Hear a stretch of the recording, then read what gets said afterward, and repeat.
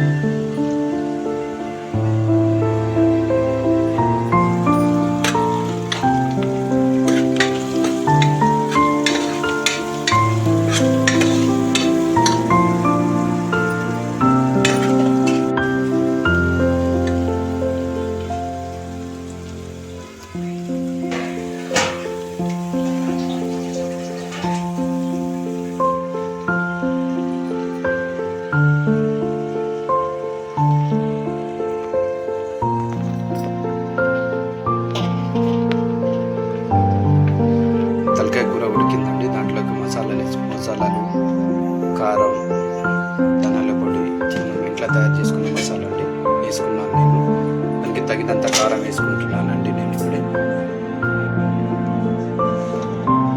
3 స్పూన్లు కారం వేసుకున్నాను.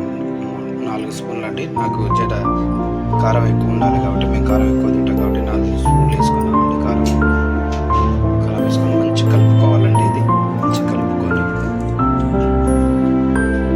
తగినంత ఉప్పు వేసుకోవాలండి. 4 స్పూన్లు కారం వేసుకున్నాను. తగినంత ఉప్పు వేసుకొని తలకాయ కూర మంచిగా కలుపుకోవాలండి. ఇది ఉప్పు వేసుకున్నాను.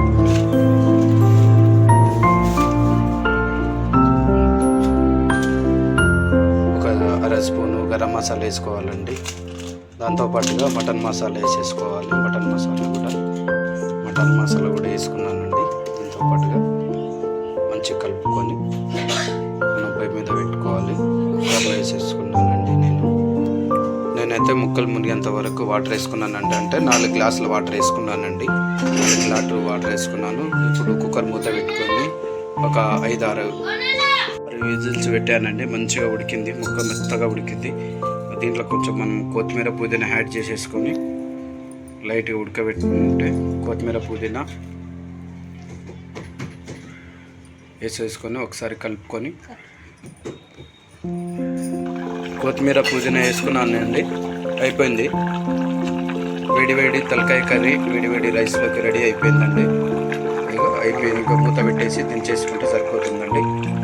ఆ వీడియో మీకు నచ్చినట్టయితే లైక్ చేయండి, షేర్ చేయండి, సబ్స్క్రైబ్ చేయండి ఫ్రెండ్స్. Thank you.